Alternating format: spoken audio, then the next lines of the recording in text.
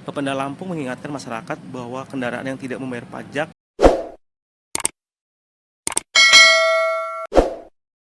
sesuai rencana dari Undang-Undang Nomor 22 Tahun 2009, maka data kendaraan akan dihapus. Sampai saat ini masyarakat tentu masih antusias dalam melaksanakan pemutihan ini, pembayaran pajak di tahun. Oke, kalau untuk total kendaraan yang mengikuti program pemutihan dari tanggal 1 Mei 2029 sampai kemarin data terakhir kami cut off di 30 Juni 2025 itu total kendaraan itu 320.000 kendaraan.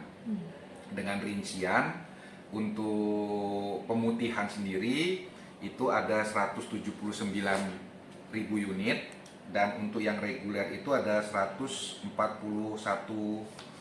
unit. Sendiri sampai saat ini tanggal 30 tadi itu yang saya sampaikan itu 140 miliar totalnya dengan perincian di pemutihannya peroleh 70